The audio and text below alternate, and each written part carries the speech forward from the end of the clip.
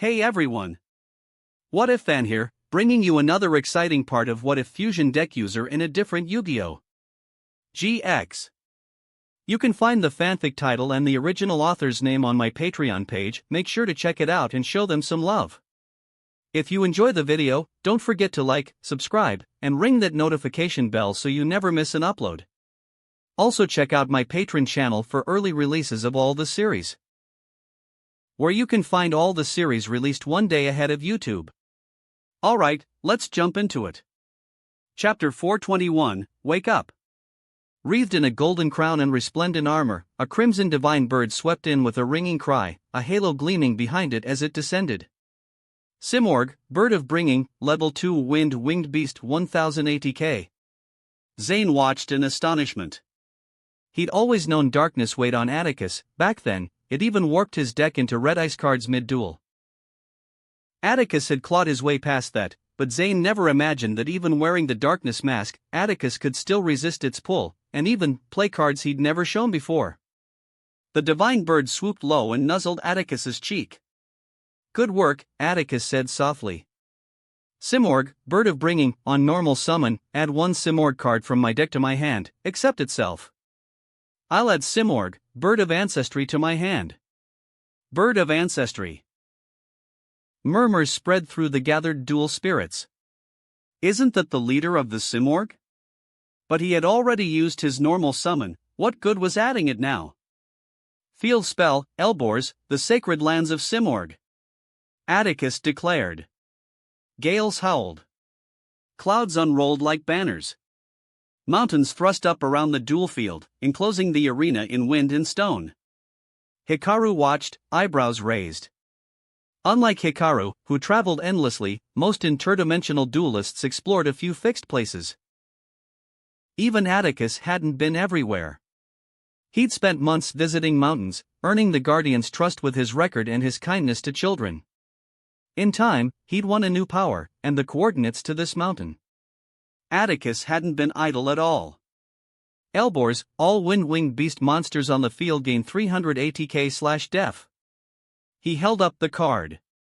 Once per turn, I can reveal a level 5 or higher wind-winged beast in my hand. This turn, I reduce the tribute count to normal summon winged beast monsters by 1. And if I control a wind-winged beast, I can immediately normal summon a winged beast. Atticus revealed the card he'd just fetched. I reveal Simorgh, Bird of Ancestry, reduce the tribute by 1 this turn. Zane's eyes narrowed. He understood at once. That's right, Atticus said. And now, Elborz's second effect. Since I control a wind-winged beast, I can normal summon again. I tribute Simorgh, Bird of Bringing to tribute summon. O Master of the Wild Gales, welcome the intruders, and call down the sacred wind. Tribute summon.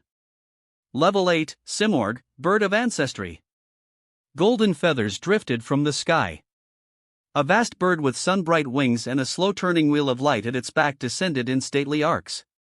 Simorgh, Bird of Ancestry, Level 8 Wind-Winged Beast, 2900 ATK/2000 DF 3200 ATK/2300 def. Zane instantly realized the bad implications. Simorgh, Bird of Ancestry, is a classic, everyone knows that card. In the hand, it isn't some vanilla, it's an effect monster, someone corrected under their breath, but as long as it's on the field, both players need 1 fewer tribute to tribute summon wind monsters. With Elborz, the sacred lands of Simorgh also reducing by 1 this turn, if both are active you can normal summon a high-level wind-winged beast without tributing. More importantly, Ancestry has another effect. Simorgh, Bird of Ancestry, when its tribute summoned using only wind monsters, return up to 2 cards your opponent controls to the hand. Atticus slowly raised his arm and pointed across the field. I choose Cyber Dragon Nova and Cyber Twin Dragon. Gales howled. A tornado swallowed both machines. They fought the wind, then vanished, hurled back, the fusion returned to the extra deck, and the XYZ returned as well while its materials fell into the GY. Zane's face tightened. HSS. Then Atticus just attacks Cyber Jormungandr with Simorgh, and swings directly with Meteor Black Dragon. This is outrageous. Atticus is actually suppressing Zane. And from start to finish, Zane's lines never once exceeded Atticus's expectations. Only now did the crowd grasp that Atticus Rhodes, the king of Duel Academy, stood on equal footing with Zane Truesdale for a reason. Battle, Zane. Black flames surged off Atticus, scorching his clothes red. Simorg, bird of ancestry, attacks Cyber Jormungandr. The divine bird ascended, golden feathers fell like rain, shredding the serpentine machine. Cyber Jormungandr sparked, collapsed, and was gone. Then, Meteor Black Dragon attacked directly. Its current ATK, 4100. If that lands, Zane loses. Open face down. Trap card, Cybernetic Overflow. Banish any number of Cyber Dragon from my hand, GUI, and or face-up field, then destroy the same number of cards you control. On the artwork, Cyber Dragon's frame spits sparks, as if it might burst apart at any second, much like Zane's current predicament. Cybernetic Overflow, from your hand? Atticus asked, unfazed. He'd prepared for this. No, from the GUI, Zane said. The GUI? Atticus frowned behind the mask. There shouldn't have been a Cyber Dragon in Zane's GUI. Unless. There is, Zane answered with a strained smile. When an XYZ leaves the field and returns to the extra deck, its materials go to the GUI. A tiny hitch crossed Atticus's brow, an almost imperceptible misread, but the mask hid it from Zane's view. He made a slight mistake. There was nothing he could do, he'd never seen an XYZ monster before, so he didn't handle the detail right. I banish Cyber Dragon from my GUI, Cybernetic Overflow. Destroy your Meteor Black Dragon. A silhouette of Cyber Dragon crackled out of Zane's graveyard and data shattered as it was banished. Lightning lanced across the field and tore through Meteor Black Dragon, blowing it apart. Good. That keeps me alive this turn. Palms were slick with sweat now. No one was thinking about which duelist to cheer for anymore, only about the next card. Heh, you did destroy Meteor Black Dragon, Atticus said evenly, but don't forget, it still has an effect. Ugh. When this card is sent from the monster zone to the GUI, target one normal monster in your GUI, special summon it. Ah. Come, Red Ice Black Dragon. Pillars of black fire erupted again. The Black Dragon finally entered this duel in earnest. Red Ice Black Dragon, Level 7, Dark Dragon, 2400 ATK. Monsters special summoned during the battle phase can still declare an attack. Red Ice Black Dragon, attack directly. The dragon inhaled, then spat a searing orb of obsidian flame. Supercharged by the howling winds, it streaked across the field and slammed into Zane. Ah! Agony knifed through his body, mind, and soul. The white photon suit flickered as if it might short out under the assault. Zane Truesdale LP, 3900-1500. Zane's knee hit the ground. Heat bled across his skin, reddening it, splitting it. He forced himself upright, cold sweat rolling down his temple, and managed a crooked smile. Ha! That doesn't hurt. Ha ha! I really love that stubborn streak. Atticus laughed, then flipped a card into his back row. Set 1. End turn. Zane's gaze slid to the set cards. Atticus had two now. One of them, he suspected, was a Red Ice Revival Trap, the kind that could bring back a normal Red Ice if Atticus already controlled a Red Ice monster. The other remained unknown. My turn, draw. He checked his hand and grimaced. Graceful Charity, draw 3, then discard 2. He drew, but the line still looked grim. Fine, then I'll rely on cards I rarely use. He glanced at his Cyberdark suite, drew a breath. I discard Cyberdark Keel and Cyberdark Keel. Then I normal summon Cyber Dragon Hers in defense position. A small, gaunt machine drake rose from the ground like a dim spark struggling to stay lit. Cyber Dragon Hers, Level 1 Light Machine 100 ATK/100 DF. He hadn't drawn anything to swing the duel back, so all he could do was buy time. Set 1. End turn. His chest rose and fell. He could feel the knife edges of the wind, the heat of those black flames. He thought of Atticus's words and his actions.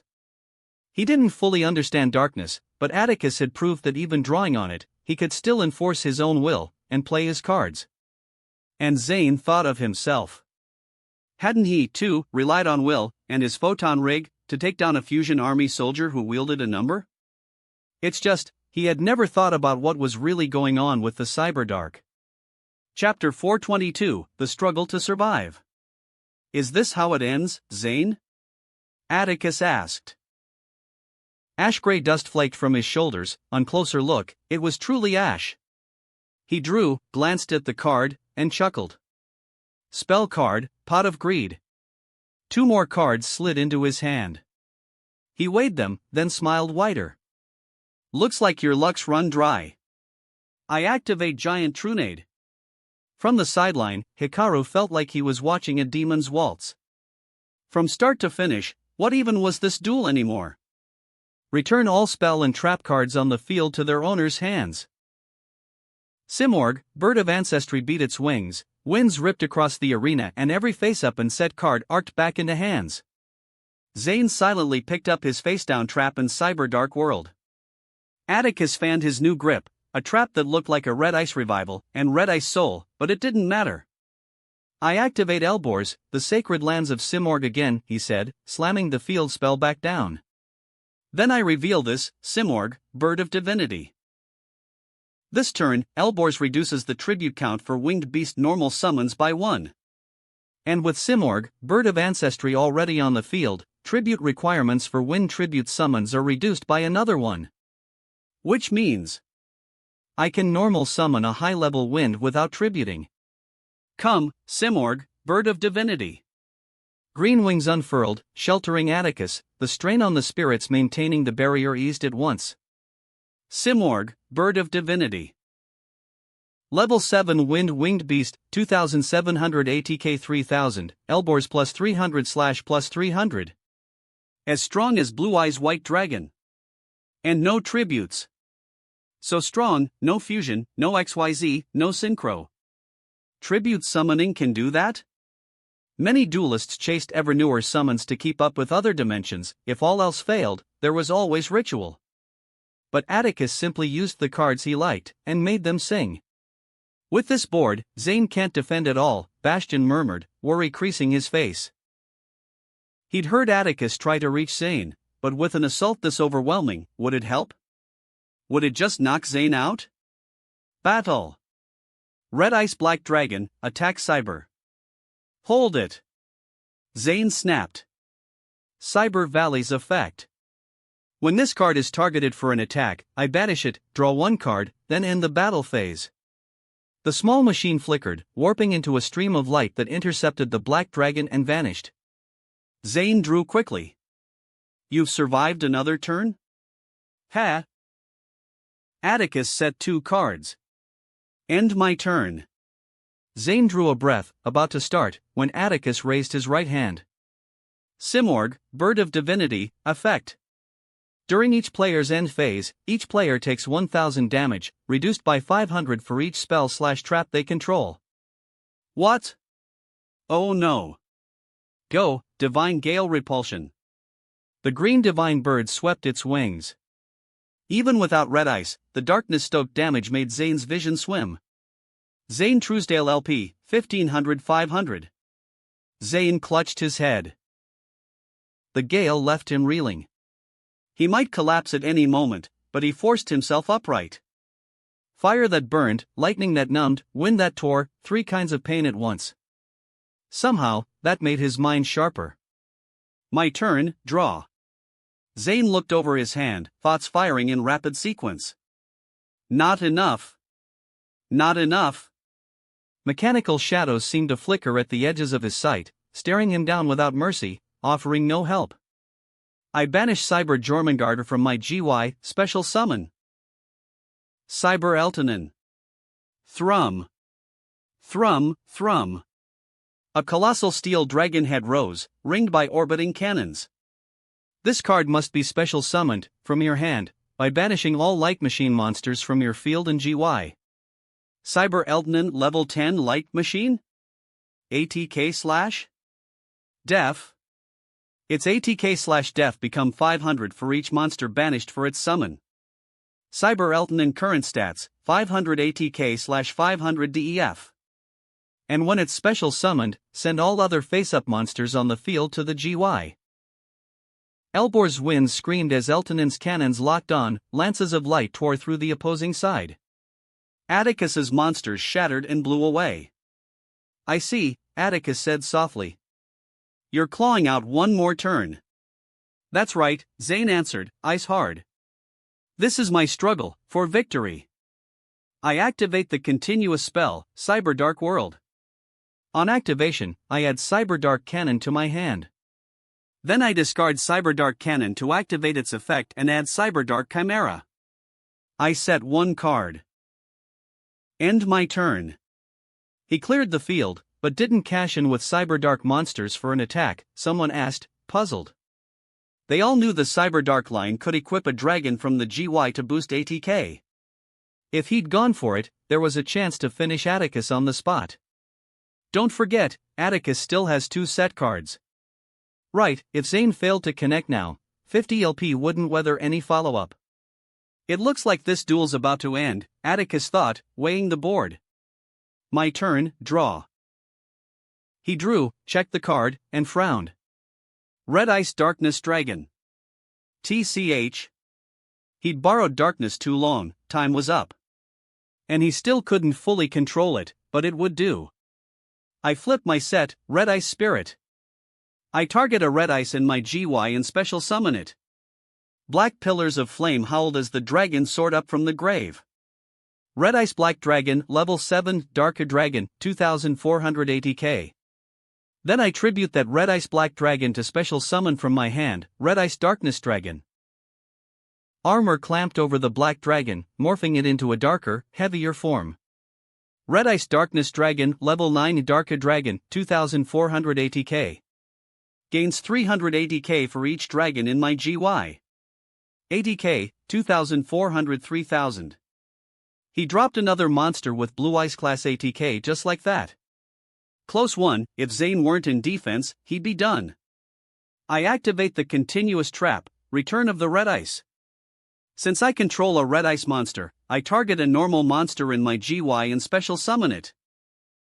A second vortex of fire tore open. Rise again, Red Ice Black Dragon. Impeccable. Someone whispered. The crowd could feel it too, Atticus hadn't just been strong, he'd been prepared.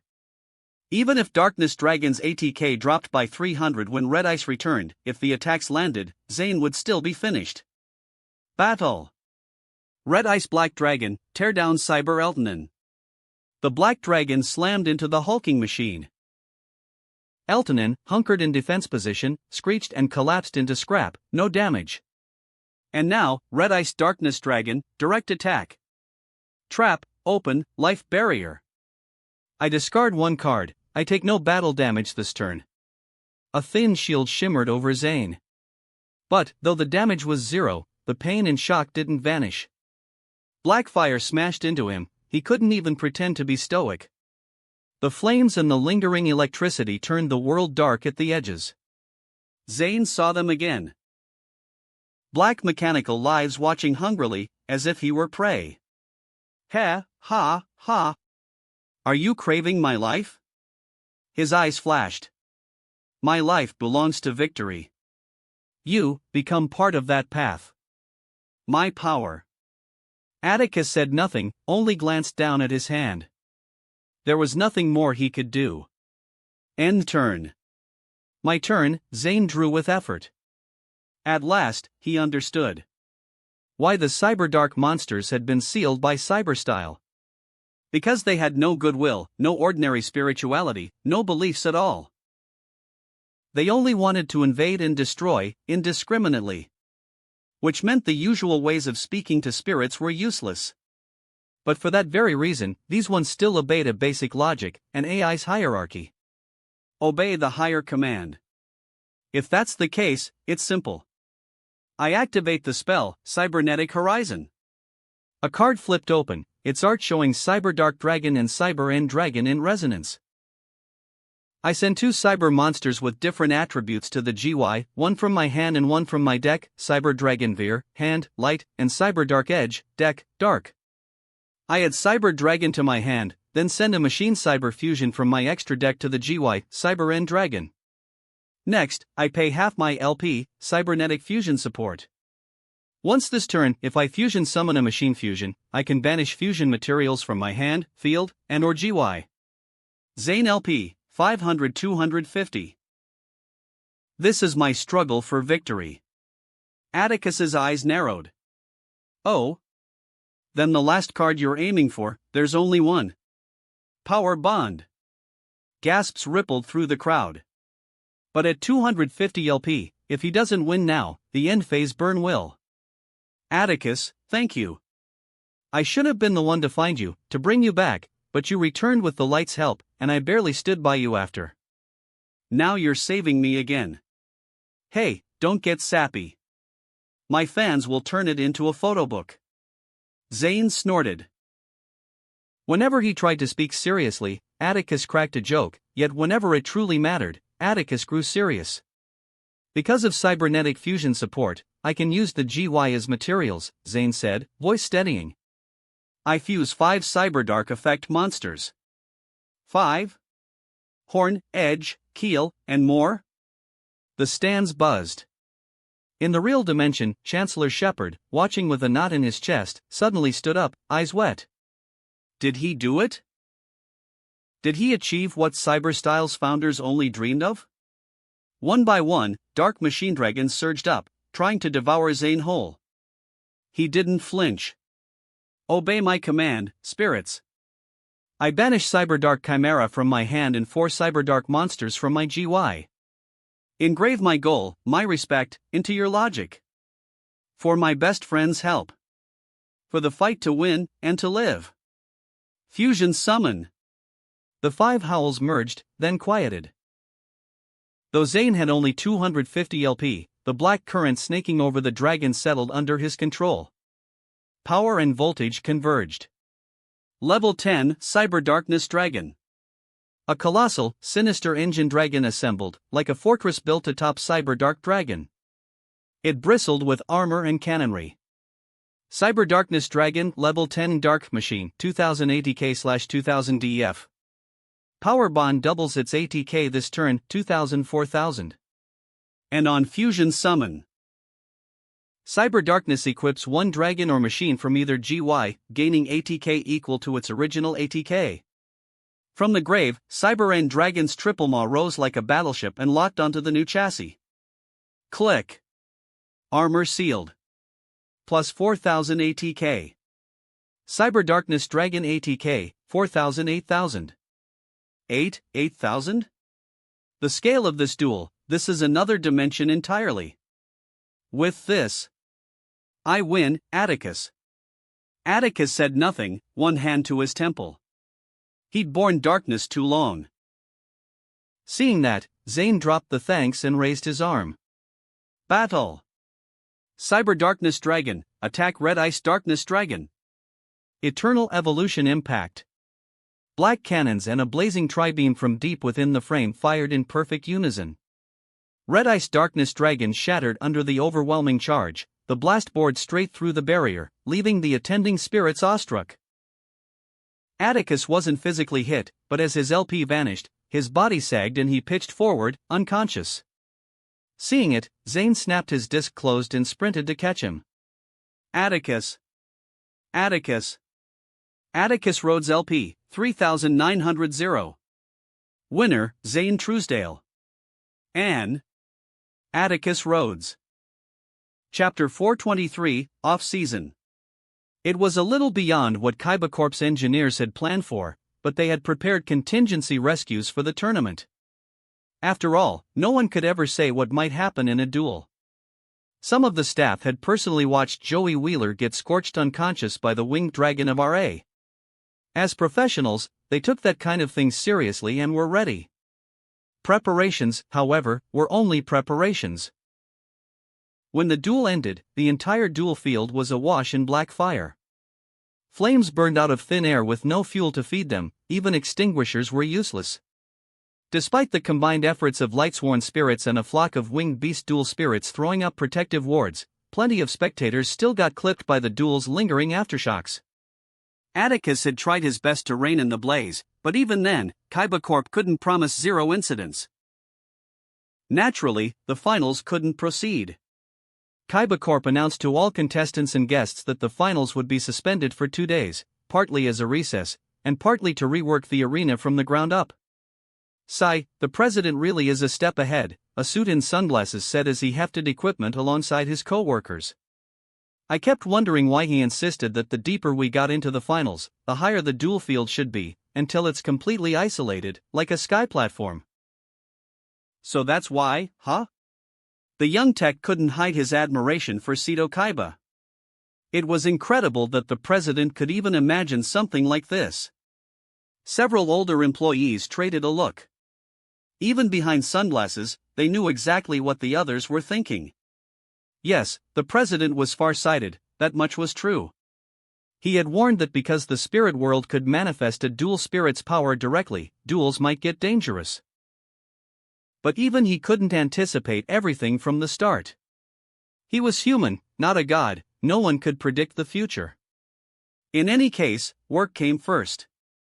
The crew rolled up their sleeves to rebuild the duel field and reinforce its safeguards, anything to lower the risk next time.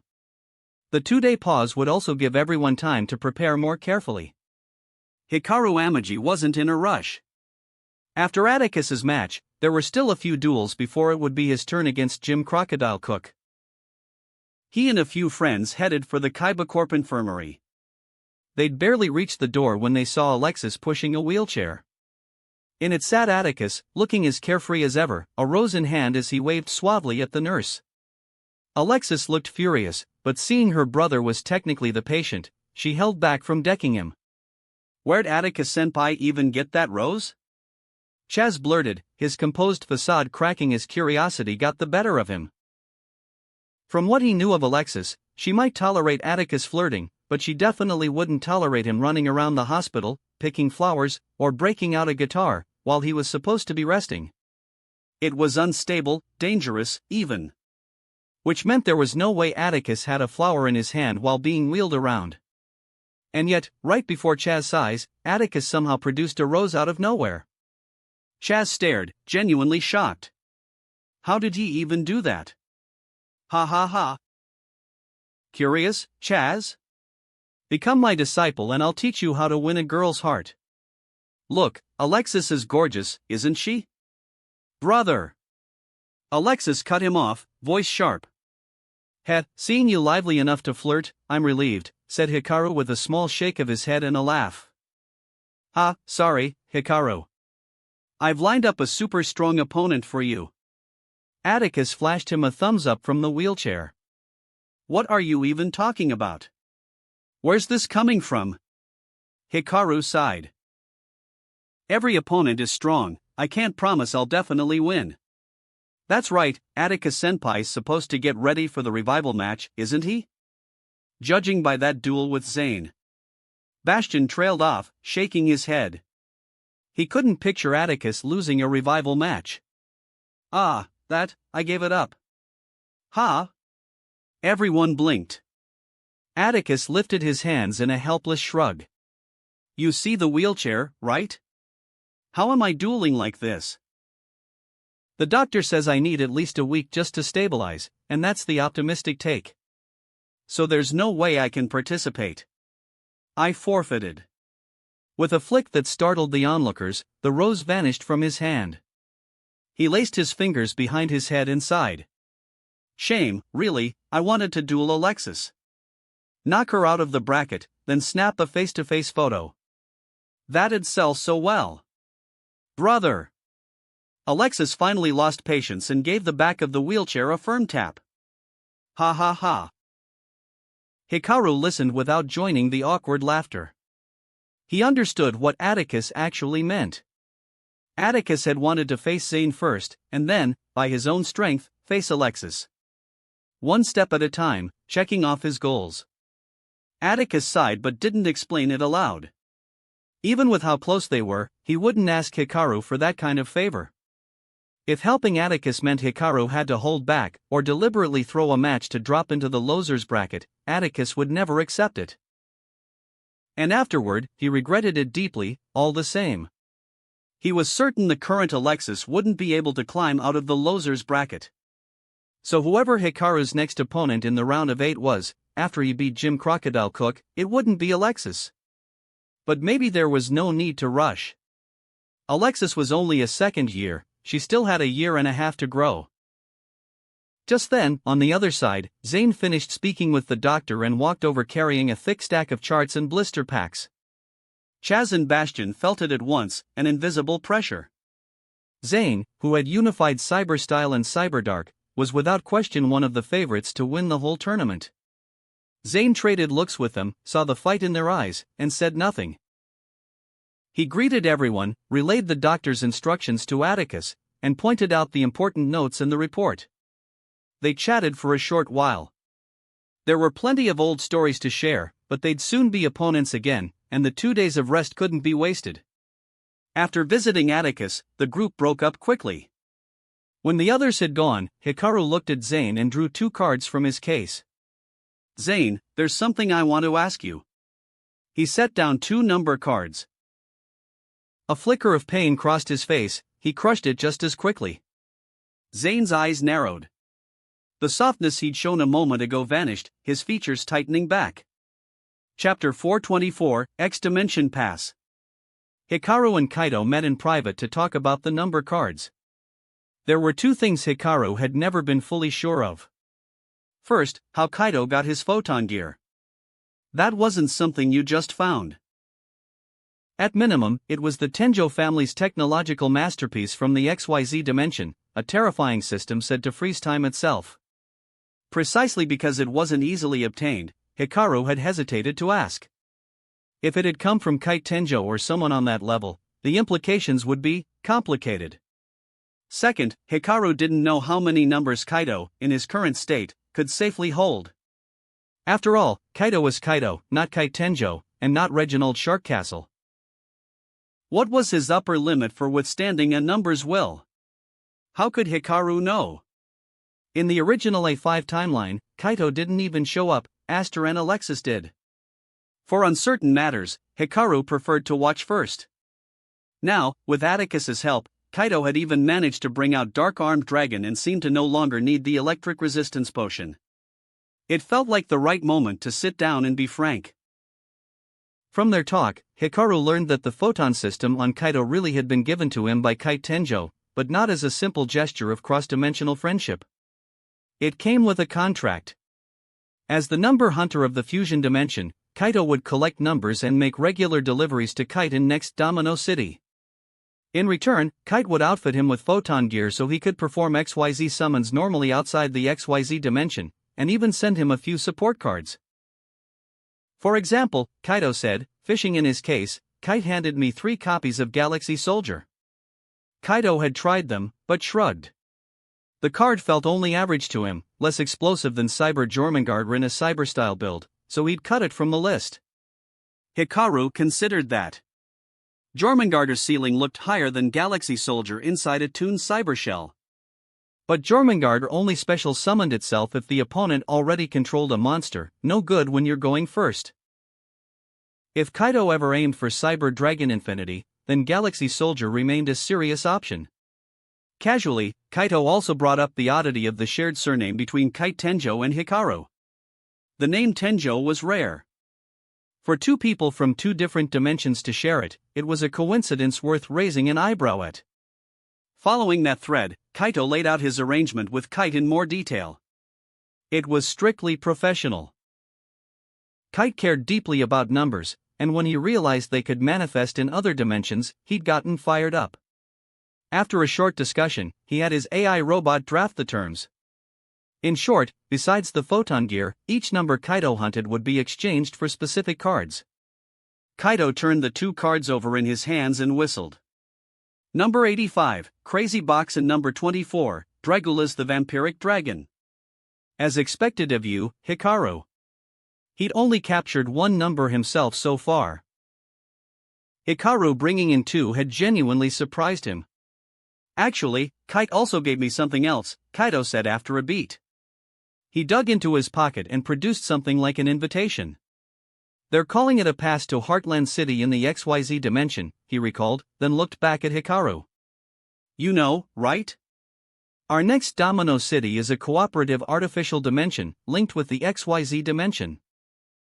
And besides that, Kaido added, next Domino City actually has special dimensional doors that link to two dimensions. If you've got the right clearance, you can use a pass to travel there.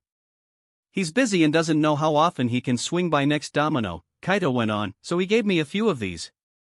Said if I want to keep studying XYZ summoning, I can go to their dimension anytime. I figured, you might need one right now. Hikaru turned the pass over in his hands, reading the embossed text.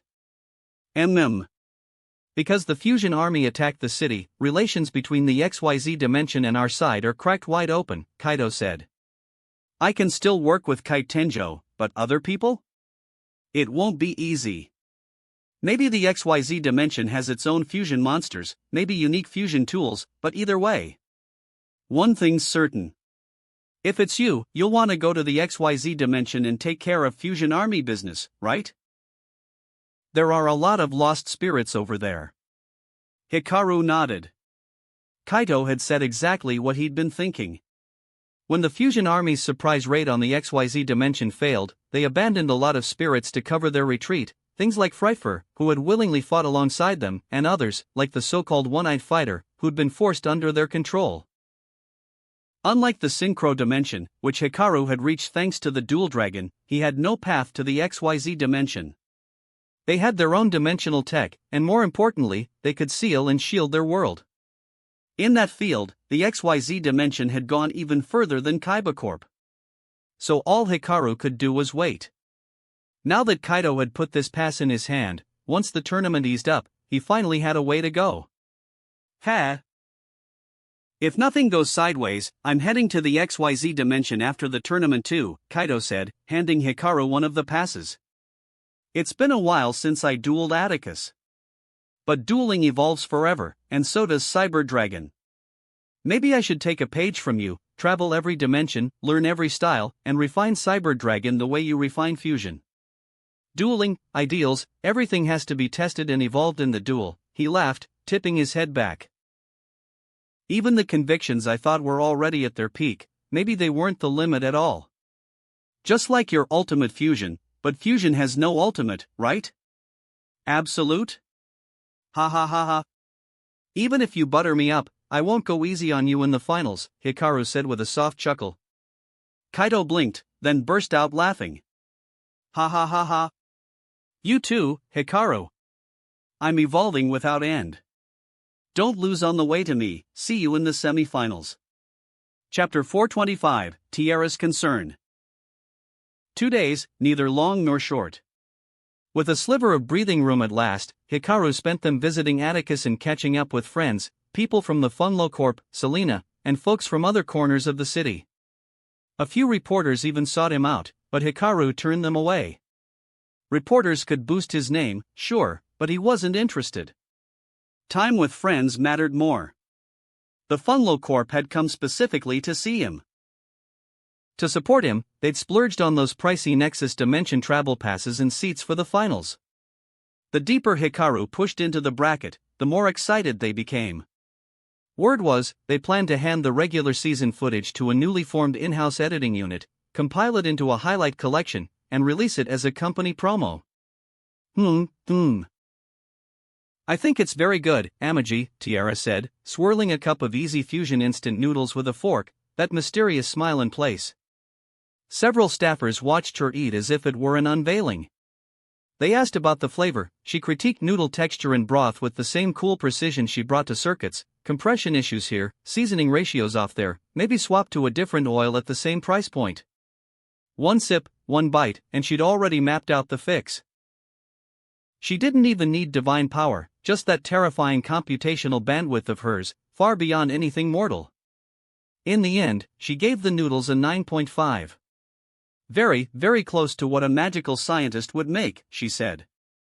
Hikaru had brought a limited stash of Easy Fusion to the Nexus dimension, but stock was low, and Tiara didn't really fill up. When bored or in the mood for a show, she'd make a cup and snack on it like chips. With her power growing back, she could even keep the noodles perpetually hot and springy, no cooling, no sogginess, which encouraged indulgence. Still, supplies were thin. Aside from a re-up from the magical scientist at the Magic Tribe Village last month, Tiara mostly had to watch. With the company shipping in new flavors, though, their technical consultant had to test. Naturally, they took the word of a bona fide dual spirit seriously. More importantly, even if Tiara didn't particularly care what ordinary people thought, when it came to materials and cost, she always gave clear, fair equivalents at the same budget. She never made things difficult just to flex. In its way, that was her creed as a machine faction deity. Later, Selena dropped by the players' lounge to find Hikaru. She cheered him on, and asked a few sharp questions about alchemy. Hikaru was delighted. If Selena learned alchemy, she'd gain power to protect herself. And if he were the only one studying, it got lonely, plus, having another mind at the table exposed blind spots, let them cross-check, and pushed his own practice higher. Just like trading notes with potion specialists at the Magical Academy. And after getting the answers, Selena had a sudden realization. Thank you so much, Master. Selena punched the air, then caught herself, bowed quickly to Hikaru, and hurried off. Watching that bright, restless energy vanish down the corridor, Tiara slowly frowned. She ran the numbers in silence for a moment, then spoke. Hikaru, those questions she asked you, they were odd, weren't they? She didn't know much alchemy, but her memory and computation made up the difference. Even if she couldn't trace every inference, she could tag the domains. Those were tied to mind probe and dimensional transfer, weren't they? Is that safe? Mind probe, the same family of self-suggestion, mirror-based alchemy tools as the one Jaden once used, an auxiliary device for examining the inner state of alchemical reagents. And dimensional transfer. That was dimensional door work. Selena had tried to hide it from her master and from Sister Tiara, but she wasn't a conniver by nature. She acted straight on her impulses, even when she wanted to conceal something, it showed. Tiara worried anyway. Selena was Hikaru's disciple. She had talent in dueling, in luck, in affinity with spirits, she excelled at all of it. But she was too naive. A girl who'd had little contact with people, who had lived in a lab once she found her father, she had no defenses against many things. Now she was moving on her own. If danger found her, how would that mind of hers handle it? Tiara could rush in headlong because she was strong enough to erase threats physically. Selena wasn't. It's fine, Hikaru said, not taking the bait of her worry. He shook his head. She's different from me. Different from everyone. He said it softly. Tiara blinked, honestly puzzled. Different? Because she had a questionable father? Plenty of Hikaru's friends had grown up with or without parents and still stood on their own feet. Compared to many of them, Selena had it better. Hikaru and the others were right here, teaching and watching out for her. And Hikaru's own alchemy master hardly counted as human anymore. Hikaru didn't elaborate. On the surface, Selena's problem looked like only her father. In truth, it wasn't simple at all. Her ties with her other selves, her ties with Yuri and her counterparts, and, above all, her tangled connection to her prior life and to Zark were all a knot. One day she would have to face more than this. Some things, Hikaru could shoulder for her. Others, if Selena didn't take them on herself, she'd never reach the truest culmination of her life. Now, though, she'd noticed something and begun to move toward it of her own will. To Hikaru, that was the best possible beginning. I see, Tiara said idly, as if it were of no concern. She nudged a small box toward him. Want to try these? More snacks your company people sent. Pretty good. Chapter 426, Miraculous Piercing. Ding ding. Whoosh. Under the blazing sun, Jim Crocodile Cook set down his multi-tool pickaxe, wiped the sweat from his chin with the back of his hand, then took off his Outback hat and fanned himself with it. Or Karen, balancing a paper cup of water on her head, chirped and waddled up beside him. "Thanks, Karen." Jim took a sip, lifted her up, and scratched her jaw affectionately. Or worried about me? Don't be. Duels in this dimension can hurt, sure, but it's not a dark duel, right? Jim laughed, easy and bright. His next opponent for a quarter-final slot was the so-called Absolute Fusion user, a legend on everyone's lips.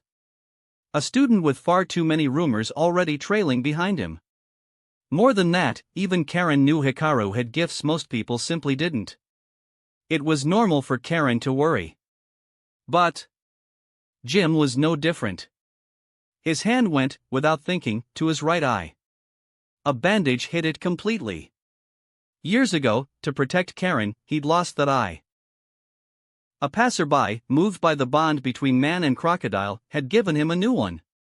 The eye of Orichalcum. He brushed the bandage lightly.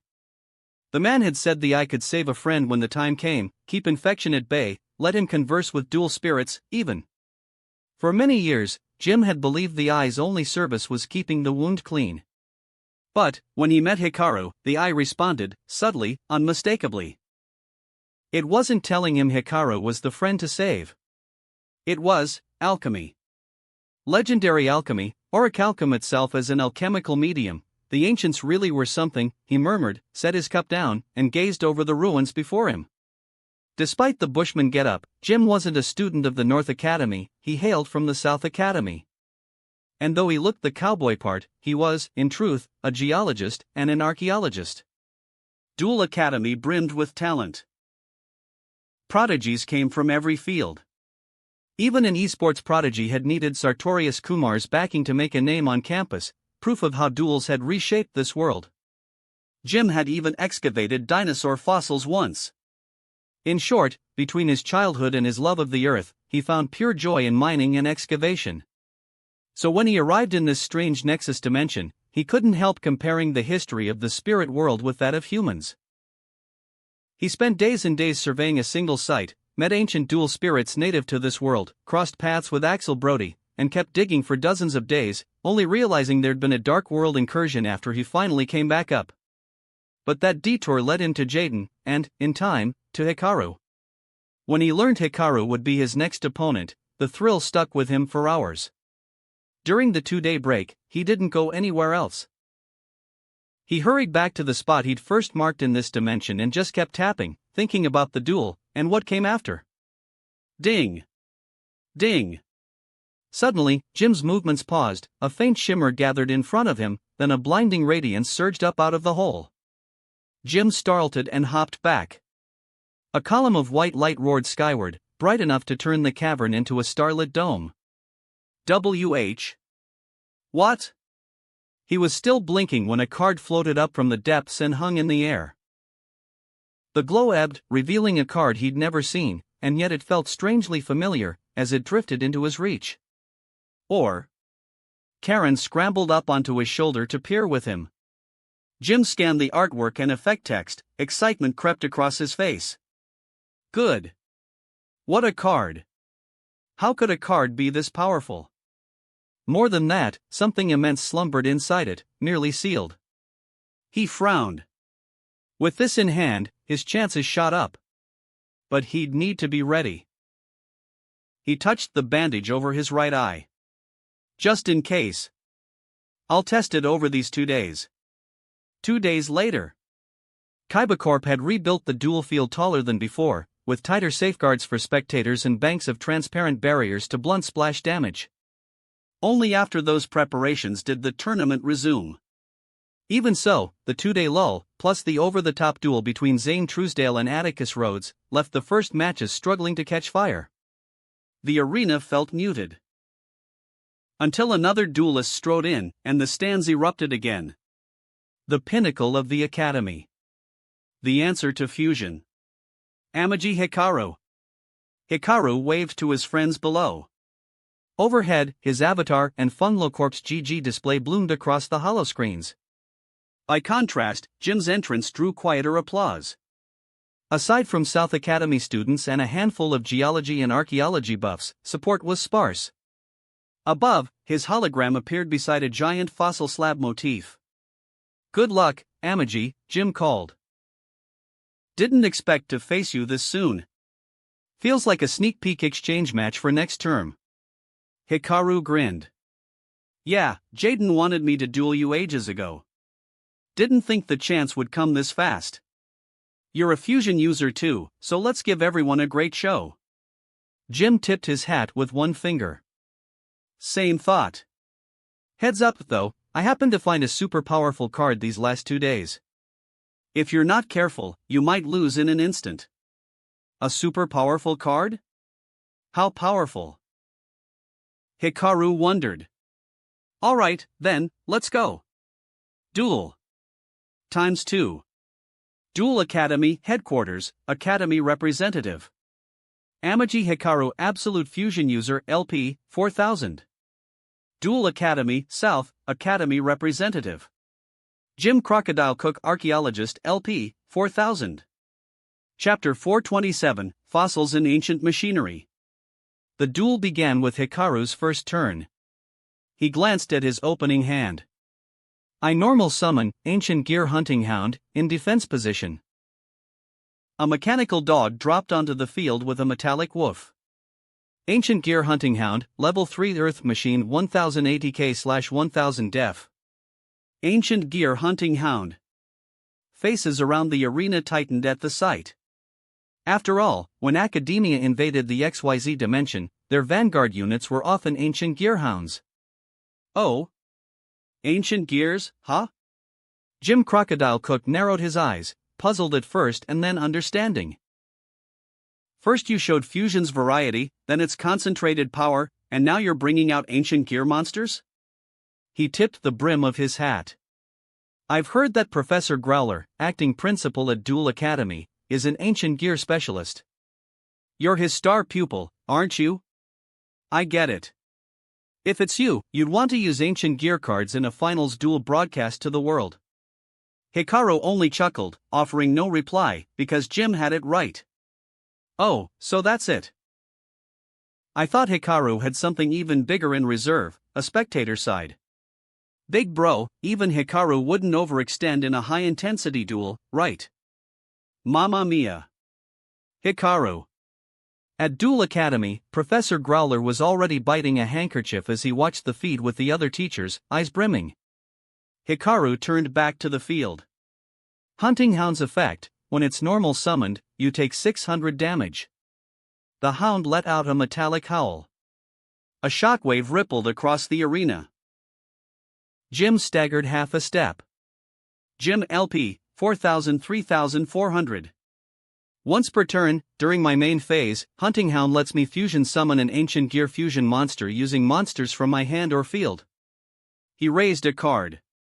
I fused the Hunting Hound on my field with Ancient Gear Soldier in my hand, appear Ancient Gear Howitzer. A squat, riveted cannon golem clanked onto the field, barrels rotating as steam hissed from its vents. Ancient Gear Howitzer. Level 8 Earth Machine 1080K/1800 Def. Jim's eyes narrowed, feigning surprise. He'd seen this play coming. Howitzer's effect: during my main phase, inflict 1000 damage to you. The main barrel locked on.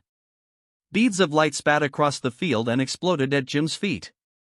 Jim LP, 3400 2400. 1600 damage on turn 1.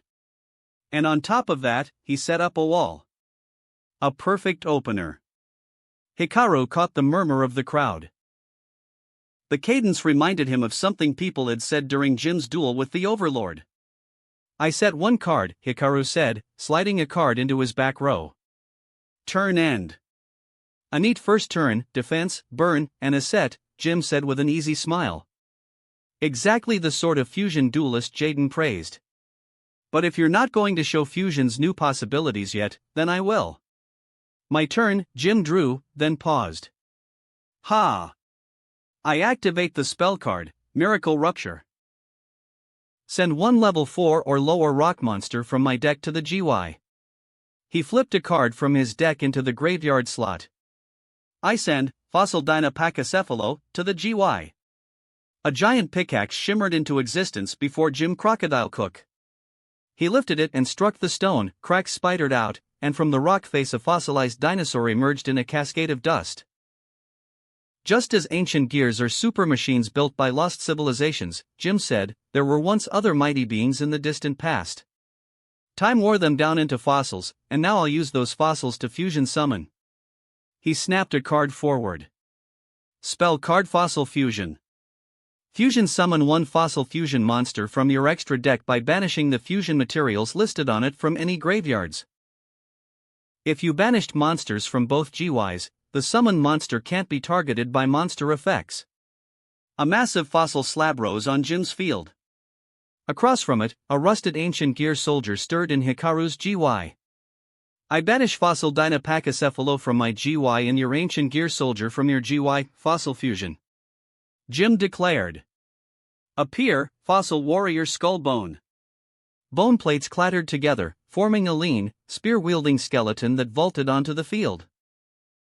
Fossil Warrior Skullbone, Level 4 Earth Rock, 2000 ATK/800 DF. Fusing with fossils, ha!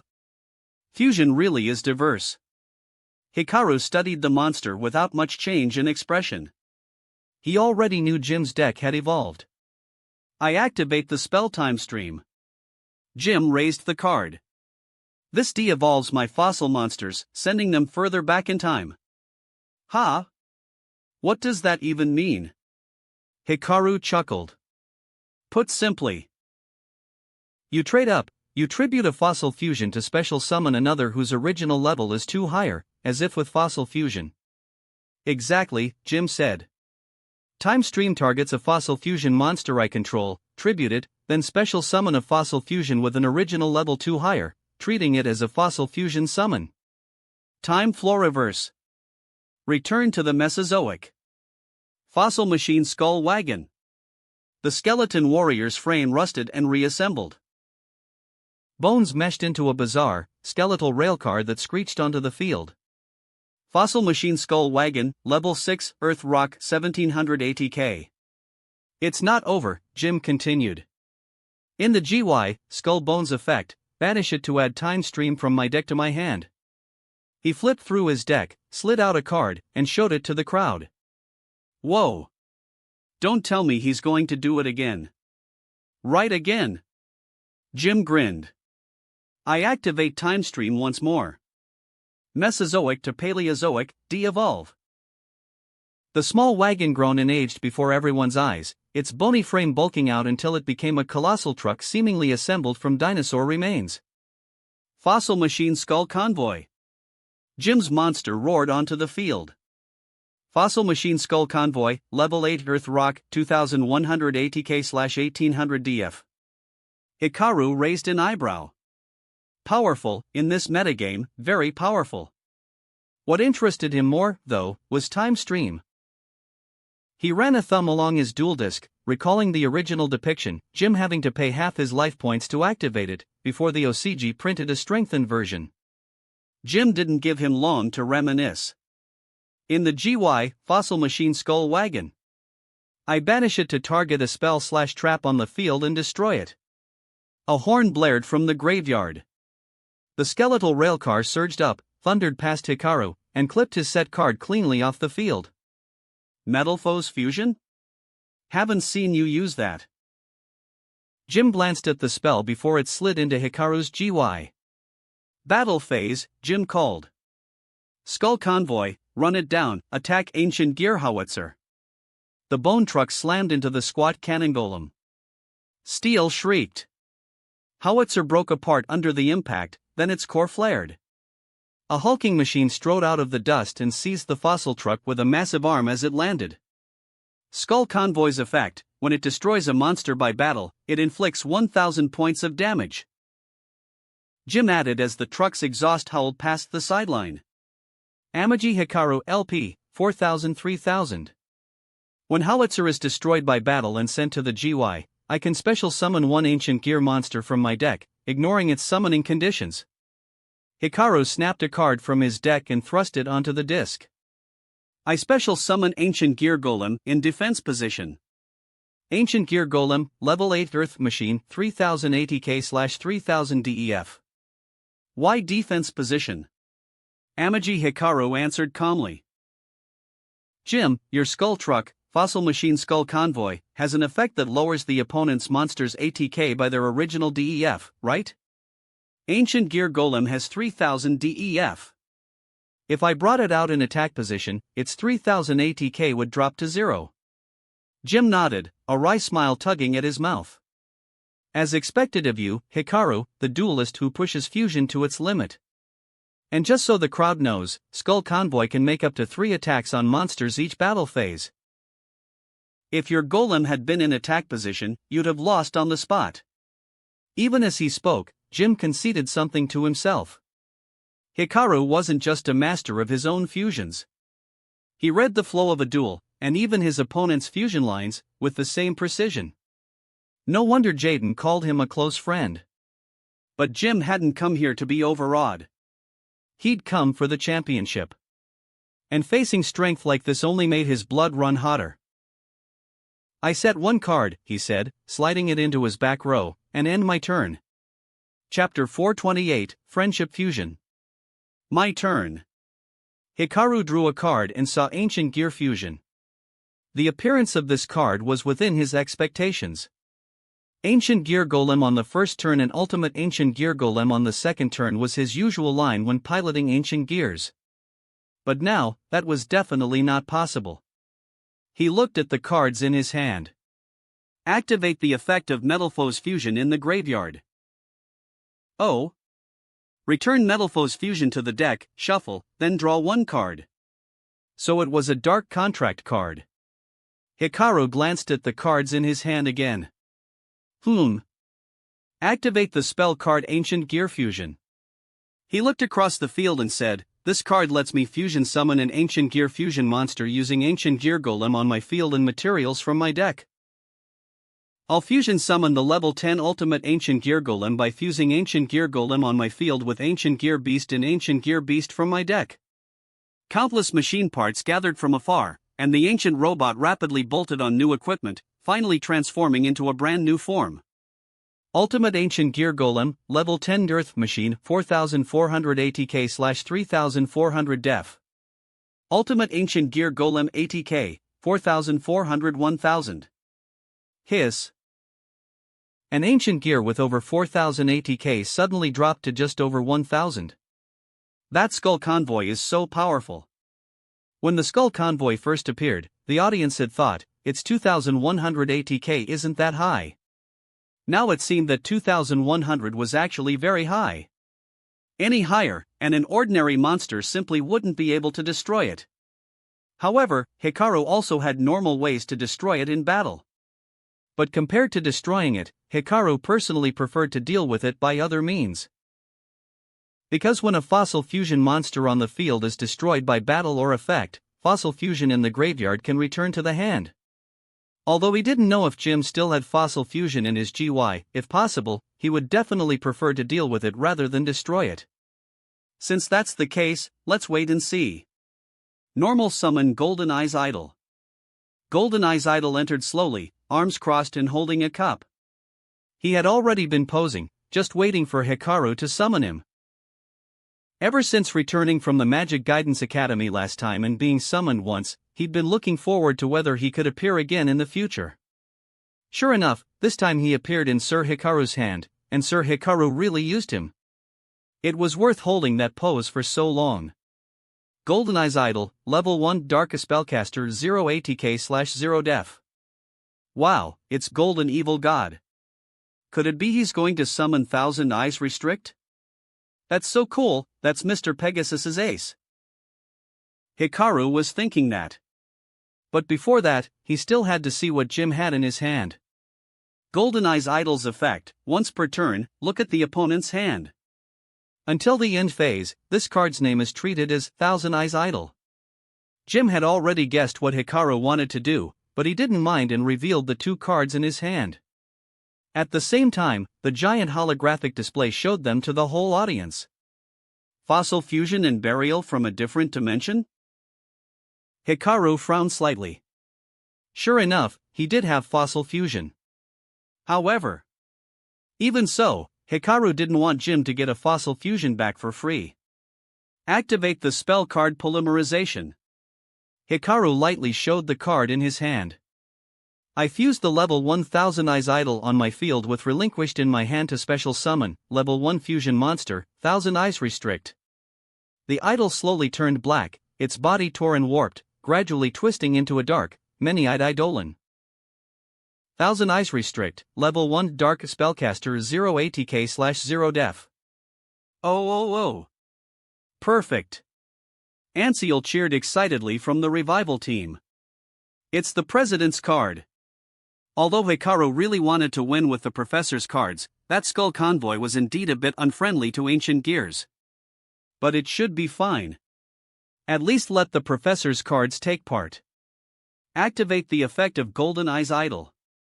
If this card is banished or sent to the GY by a card effect, target one effect monster your opponent controls, equip that target to a relinquished /eyes restrict monster you control that cannot be normal summon/set, as if equipped by that monster's effect.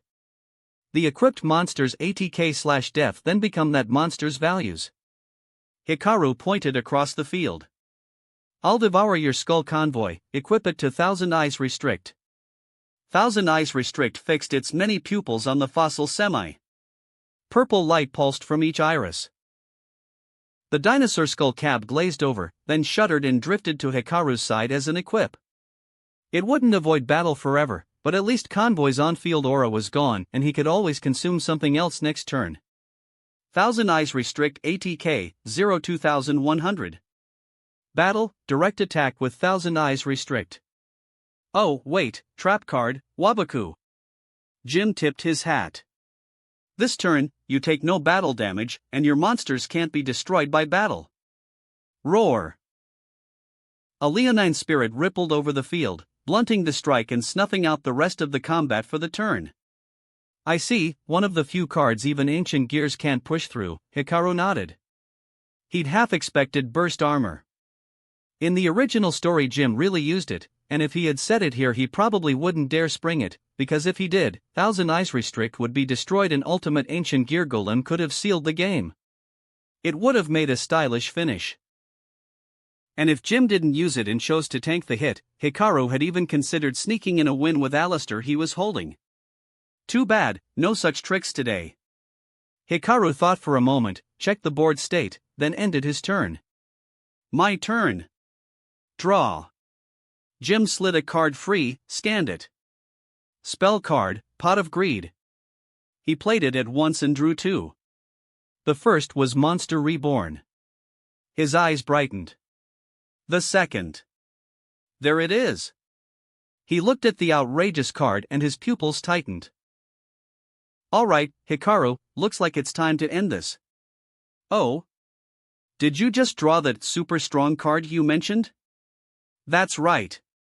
Jim smiled. With this, maybe we can show something even better. Fusion is understanding each other and becoming friends through a duel. Hikaru hadn't expected Jim to say that. In the original tale, Jim would do anything for his friends. When he saw Jaden fall into darkness as the Supreme King, he even risked his life trying to wake him with the Eye of Orichalcos. He failed in the end, entrusting the eye to Axel Brody before he died, hoping it could save Jaden, even if it meant Jim himself was lost. So hearing this now felt natural. He just hadn't talked much with Jim here, hadn't known him long, but because Hikaru had helped Jaden, Jim trusted him this much already. Spell card, Burial from a Different Dimension. Return up to 3 banished monsters to the GY, from either player. I return all 3 of my banished fossils to the GY. Then, Fossil Fusion. A colossal stone slab rose on Jim's field, across from it, gears clanked in Hikaru's GY. I recall your Ultimate Ancient Gear Golem can revive Ancient Gear Golem if it's destroyed, right? Then I'll use Ancient Gear Golem as fusion material. Ha, doesn't sound much like a fusion of friendship. Friendship is friendship, but the duel still needs a winner. Jim's voice hardened. Fossil Fusion effect. I banish Flynn Krager from my GY and Ancient Gear Golem, level 7 or higher, from your GY Fusion Summon. Giant of the Ancient Earth. Fossil Dragon Skullgeos, appear. A genuine saurian fossil reared from the slab, tailspine snaking behind it as it roared. Fossil Dragon Skullgeos, Level 8 Earth Rock 3500 ATK/0 DEF. 3500 ATK? It even tops Blue Eyes White Dragon, but neither Ultimate Ancient Gear Golem nor Thousand Eyes Restrict can deal with it, right? The gallery murmured. Indeed, said Bastion in the special box. Thousand Eyes Restrict locks all other monsters on the field from attacking or changing battle position. Yeah, if you can't answer Thousand Eyes, you can't attack at all, Chaz agreed, frowning. Then, Monster Reborn. Monster Reborn? Is that right? Not just the crowd, even the VIP seats went quiet. What could he possibly revive? Ancient gear monsters? Their ATK was middling, and setting aside whether they could be special summoned, they still couldn't swing through Thousand Eyes lockdown. You're not trying to bring back Ancient Gear Golem, are you? Hikaru thought of one line and couldn't help asking. Ha, exactly. I'm reviving your Ancient Gear Golem. Unlike Ultimate Ancient Gear Golem, which can only be fusion summoned, Ancient Gear Golem can be revived by cards like Monster Reborn. Oh. Right, Ancient Gear Golem shuts down spell/trap activations when it attacks. Bastion's eyes sharpened. But it only has 1000 ATK now, Chis shook his head. Even if Thousand Eyes isn't huge, it's got 2100. He hesitated. Unless, he's got something we're not seeing? Hikaru, what's he doing? Even Tiara leaned in, puzzled. Hikaru rubbed his chin, thinking, then a notion sparked. Could it be that? Now, all preparations are complete, Hikaru. Jim's face was lit with excitement. He held a card up and squinted at it with one eye. For you, dueling is fusion. For me, dueling is more than just fusion, so I'm sorry. You might be the strongest fusionist, but I want to become a stronger duelist. I want to embrace a more beautiful land with a stronger card. I tribute the two monsters on my field. Hikaru drew a sharp breath. Ha? What's he doing? Gasps rippled through the crowd. Suddenly, the sky's sunlight seemed to fall away, replaced by a spray of stars, beautiful and uncanny in this spirit world. Oh whoa! Karen the crocodile couldn't help howling when Jim finally brought it out, claws lifted in sheer excitement behind him. Tribute summon, the Tyrant Neptune. At Jim's shout, starlight poured down. A humanoid crocodile warrior descended, clad in silver-white armor and gripping a wicked, twin-handed scythe. Golden eyes burned in the dark like a demon's. The Tyrant Neptune, level 10 water reptile 0 ATK/0 def. The Tyrant Neptune? Never heard of it. And it has 0 ATK. Many in the audience had never seen the card before. Neptune? Jaden blinked at the big screen. The Tyrant Neptune kinda sounds like elemental hero Terra Firma. Could this monster turn the tide? Hikaru felt a bead of sweat. So this was the super strong card. And it really was Jim's. The Tyrant Neptune's ATK and def become the combined original values of the tribute monsters. The Tyrant Neptune ATK, 04500. Whoa! That's on par with Blue Eyes Ultimate Dragon. But it still can't attack, right? What's the point of having more ATK than Ultimate Ancient Gear Golem? Oh whoa! Karen had already scrambled up Jim's back, throwing her claws in the air and howling toward the stage. Easy, Karen, just about to say it. Jim chuckled. Karen loved this card. Not only did Jim's fossil deck brim with his favorites, this was one both Jim and Karen adored. After all, the Tyrant Neptune is a crocodile, too. Tyrant Neptune's effect: when this card is tribute summoned successfully, target one effect monster that was tribute in the GY, this card's name becomes that monster's, and it gains that monster's effects. Jim pointed at Hikaru's graveyard. This effect can even target your GY. Hikaru frowned and gave a short nod.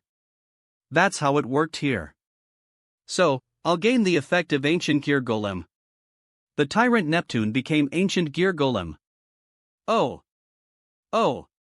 Understanding dawned on the designated seating duelists. Which meant the Tyrant Neptune now stood as a 4,500 ATK juggernaut with Ancient Gear Golem's name and effects. More importantly, Chaz shot to his feet. If it's treated as Ancient Gear Golem, and it's unaffected by other card effects, then it can attack. Jim hadn't finished. He flipped his GY open. And just in case, time stream in the graveyard. During my main phase, except the turn it was sent, I banish it in a Fossil Fusion from my GY, then target a Fossil Fusion in my GY and special summon it. He swept a finger. I banish Time Stream and Fossil Warrior Skullbone, come back, Fossil Dragon Skullgeos. Awooh! Battle! Jim's eyes flashed. He thrust a hand at Thousand Eyes Restrict. The Tyrant Neptune, attack. Thousand Eyes keeps other monsters from attacking, but Neptune copied your monster's effect, so it's unaffected and can attack. Oh no! Quick effect, Alistair the Invoker. Hikaru fired back. I discard him to target my fusion monster, Thousand Eyes Restrict. It gains 1000 ATK/def until the end of the turn. Thousand Eyes Restrict ATK, 2100 3100. It still wasn't enough. Neptune swung its scythe. Chain snapped, eyes scattered like glass. Amaji Hikaru LP, 1600. Ha, just as I expected, Jim grinned. Good thing I brought Fossil Dragon back. If I hadn't, you could have gotten that Alistair again next turn and battle-destroyed Neptune with Ultimate Ancient Gear Golem. But now? That's off the table, Skullgeos, attack Ultimate Ancient Gear Golem. What? UAGG clearly has higher ATK. Naive. Jim shouted. Skullgeos, before damage calculation, when it battles, switch the monster's ATK and def until the end of the damage step. Ultimate Ancient Gear Golem's def is 3400, Bastion Misawa supplied. So it's lower than Skullgeos? The students gasped. Ultimate Ancient Gear Golem ATK, 4400 3400. Skullgeos lunged and bit into the Colossus's waist, ripping it clean in two.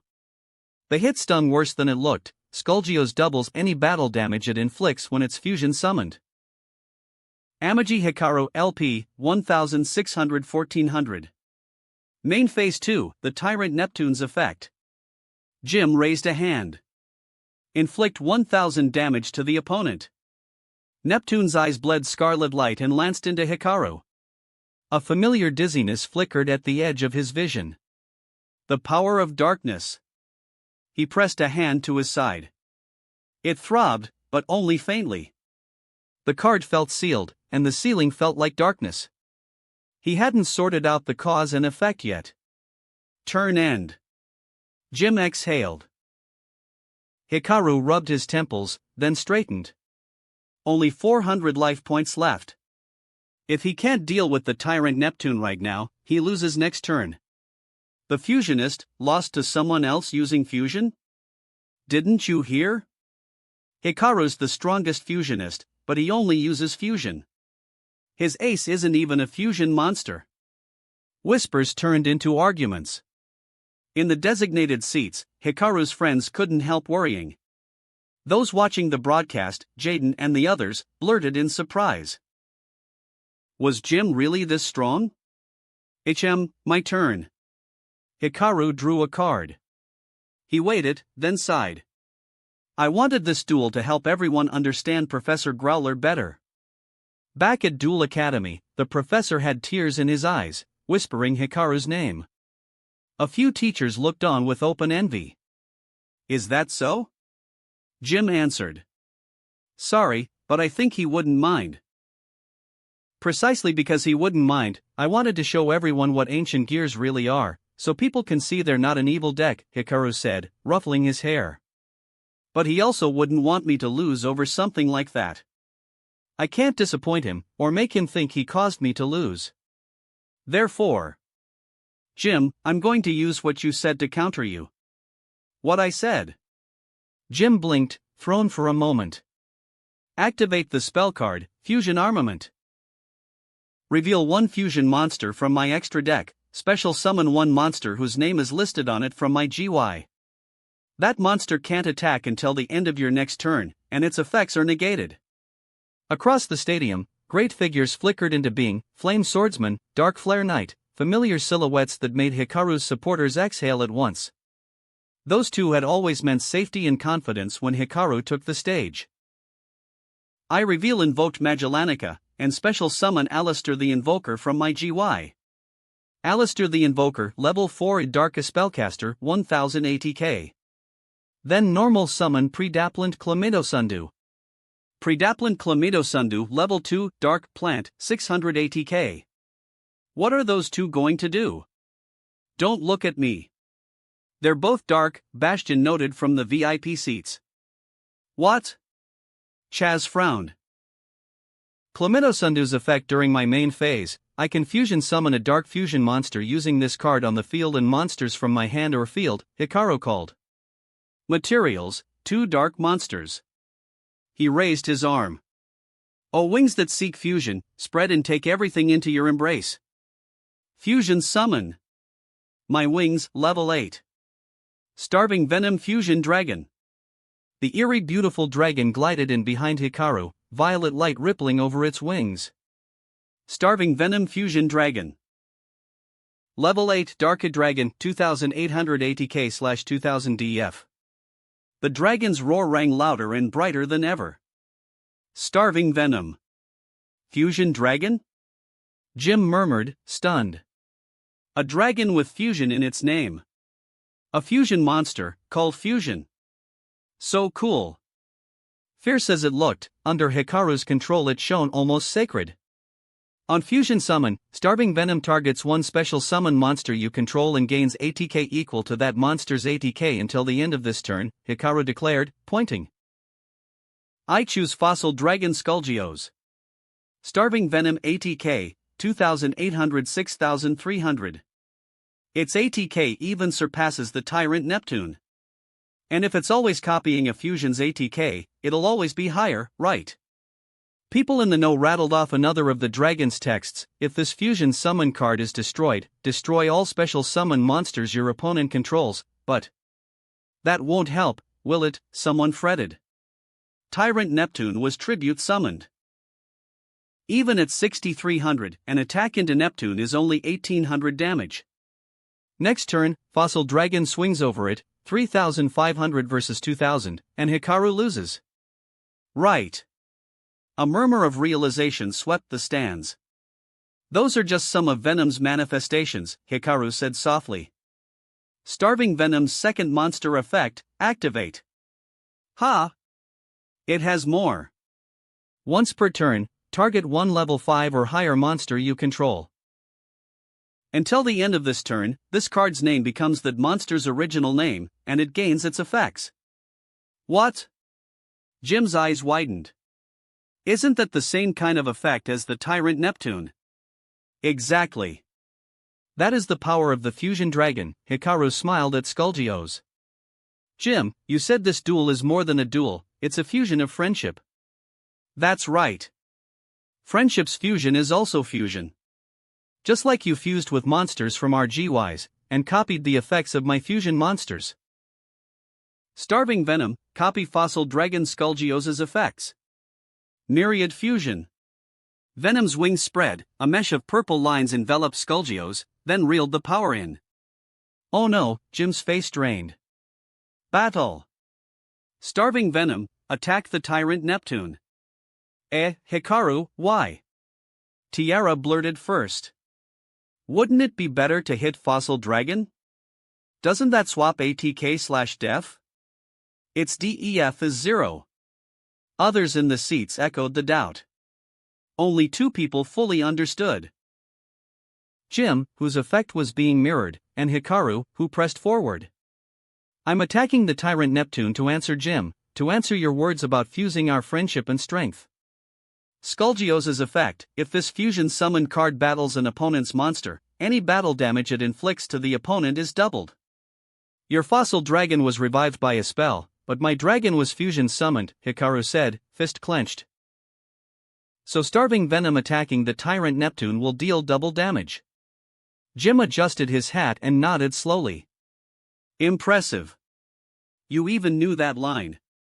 Attack, starving venom, fusion annihilation stream. The dragon flared its vast violet wings with an exultant roar. A storm of purple lances tore through the tyrant Neptune. Jim, LP, 2400. Chapter 429, Fossil Machine Skull Wagon. I still lost, huh? After the duel ended, the two duelists clasped hands. Jim couldn't help saying it to Hikaru with a rueful smile. It just so happens I know a lot about fossil fusion, Hikaru replied, smiling back. Ow. Karen says there's no need to be modest now. Ha ha. Hikaru chuckled. In truth, it wasn't just so happens. He knew fossil cards, and the cards that interact with them very well. Before coming to this world, in the Albaz/branded storyline that defined much of Series 11, Dogmatica cards had surged into the meta. Strategies that sent monsters from the extra deck to the GY to unlock graveyard lines were everywhere. Even before he transmigrated, when he played casual Shaddol, he often packed Ecclesia, the Virtuous. Her activation line was simply too convenient. Some fossil fusions echo that play pattern. The wagon Jim used earlier, Fossil Machine Skull Wagon, can banish itself from the GY to destroy a spell/trap. And among the fossils there are counterparts that pick off monsters, like Fossil Warrior Skull Knight, which banishes itself from the GY to destroy a monster. For someone like Hikaru, who lacked much clean on-field destruction, the fossil route had always been tempting. Fossil Fusion not only clears problem cards from the opponent's GY, its fusion monsters come with solid graveyard utility, perfectly in tune with Hikaru's game plan. But beyond that, Hikaru's curiosity kept circling back to the tyrant Neptune. By the way, Jim, may I see that card? Hikaru asked, genuinely curious. Normally, you didn't casually ask to see a duelist's ace. Even close friends would find that rude, suspicious, even. Cards are a duelist's life. Asking to see someone else's card is like asking to see their life. What's more, people here grew up on legends of Yugi Muto and Seto Kaiba. They knew the stories by heart. It's said that on the way to Duelist Kingdom, Weevil Underwood took advantage of Yugi's trust and tossed his ace, Exodia the Forbidden One, into the sea.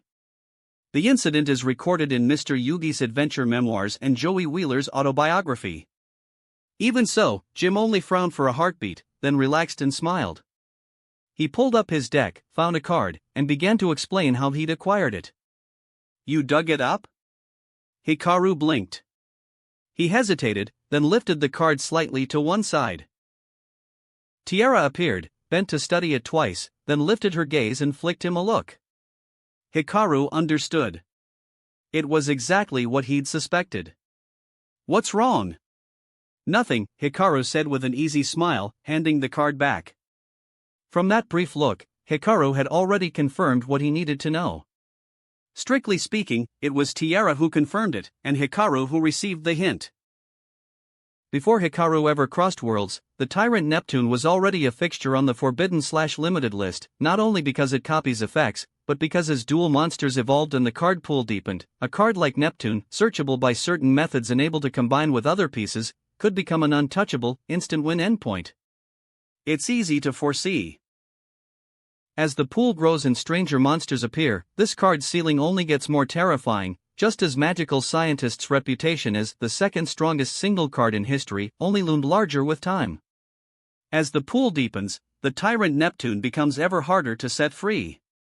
But for now, none of that mattered much to Hikaru. The sticking point was that this really was Jim's card in the original work. Not the anime, but the Yu-Gi-Oh! GX manga. Hikaru hadn't thought that far ahead. The anime and manga had different main plots and different final bosses. Even though Chaz in this world was also Seto Kaiba's disciple, most events and personalities followed the anime's track. The dimensional door had twisted a few things, but nothing Hikaru found beyond reason.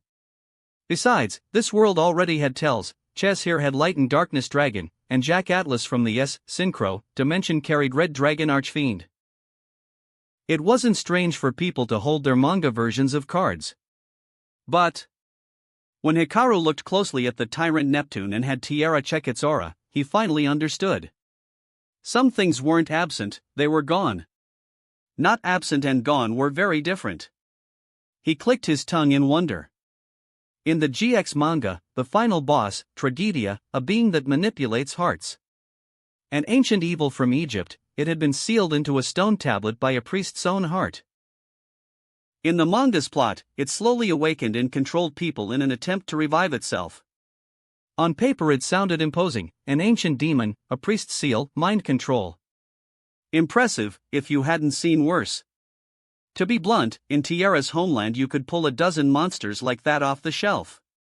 Demon gods, evil swarms, pick a handful of the stronger ones and you'd have similar evil gods. Maybe not Tragedia's exact power, but the same type. A villain that sounds terrifying, then becomes less so once you look closely. By contrast, the anime's last boss, Darkness, embodied the world's end and humanity's ruined future. Darkness might have been poor at dueling, but its supernatural power was never weak. Its influence blanketed the earth, nearly plunging humanity into oblivion in an instant. Without a dual soul, Jaden wouldn't even have earned the right to duel it. All of that, though, was window dressing. What mattered most were the cards used to unseal and revive Tragedia.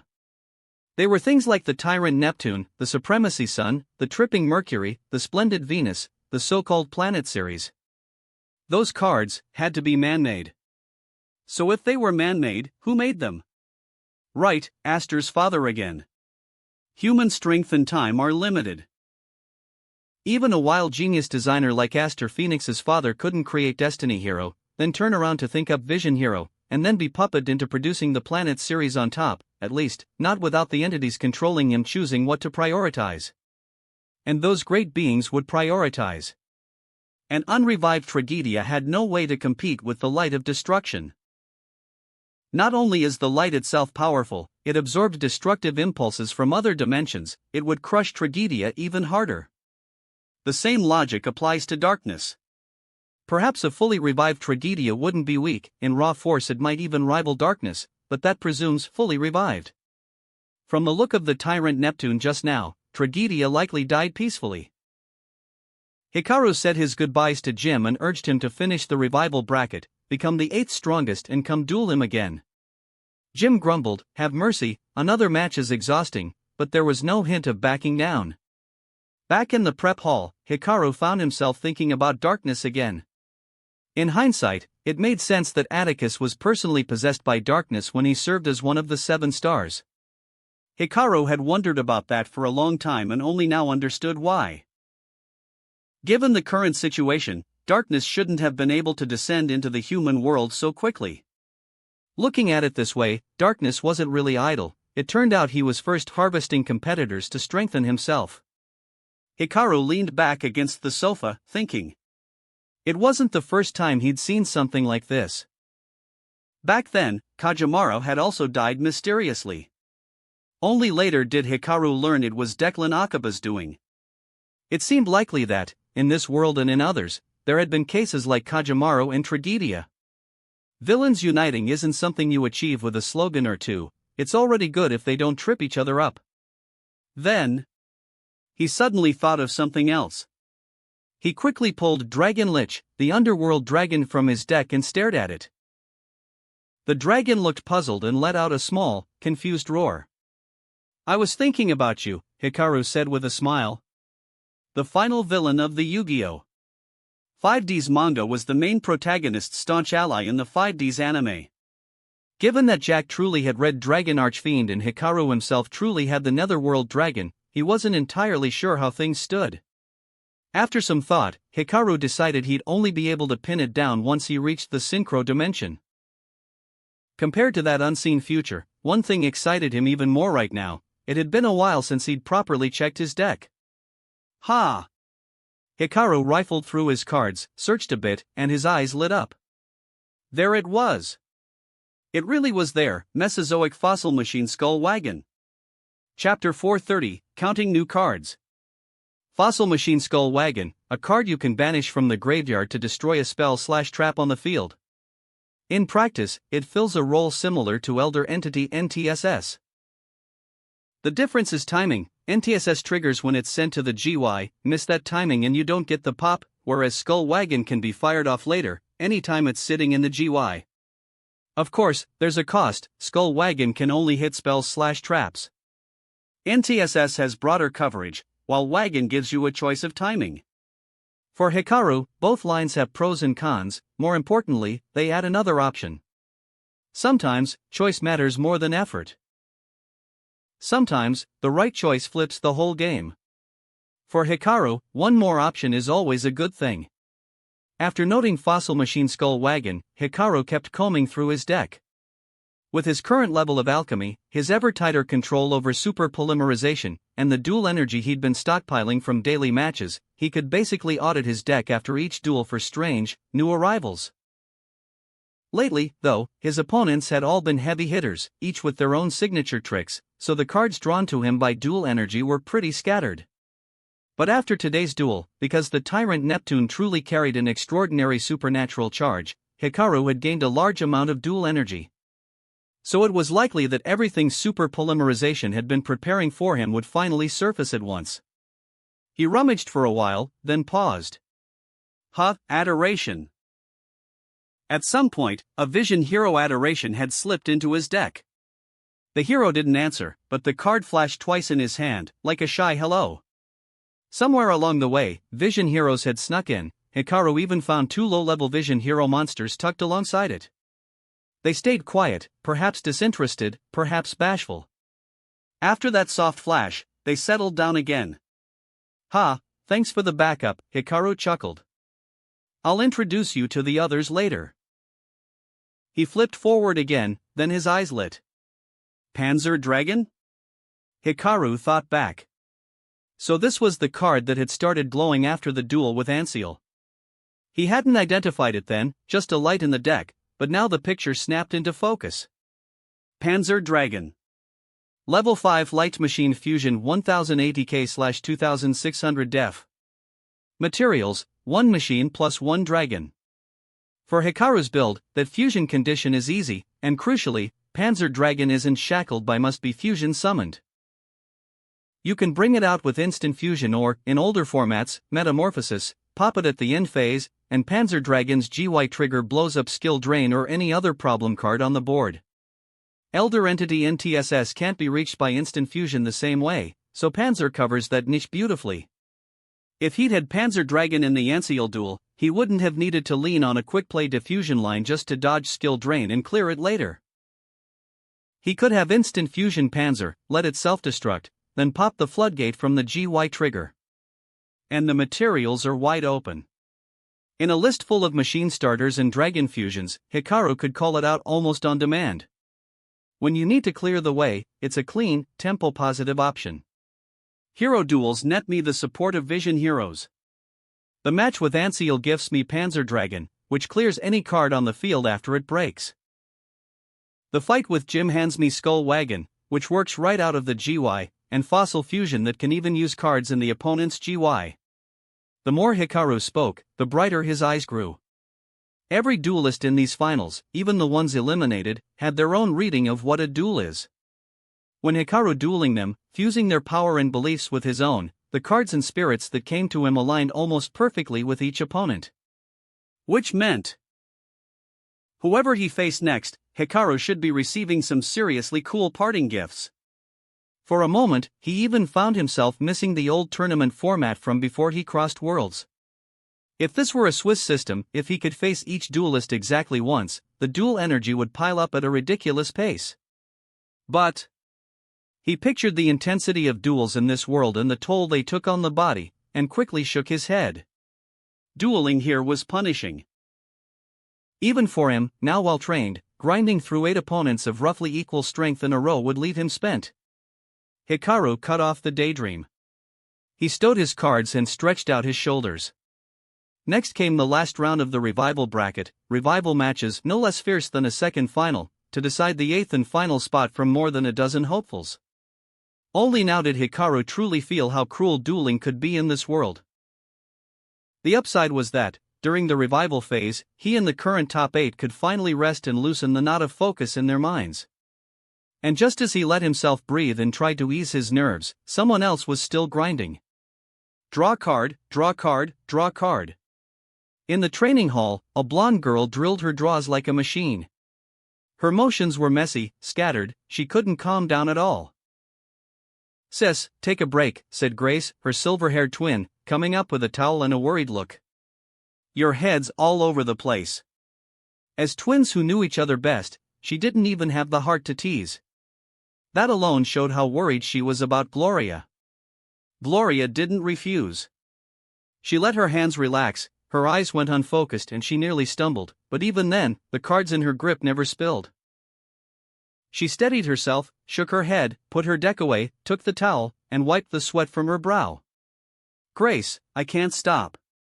This is my last chance. Only by beating everyone can I make it back to the finals. And this is the perfect opening, this way I can duel Amagi Hikaru directly." "But why push yourself this hard, sis?"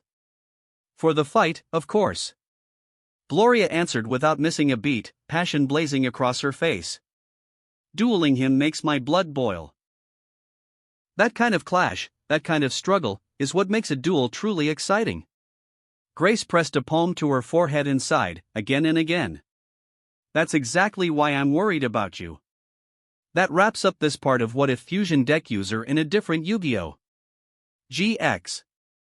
Thanks so much for listening. As always, new parts drop every 4 days, so be sure to stay tuned. Also check out my Patreon channel for early releases of all the series, where you can find all the series released one day ahead of YouTube.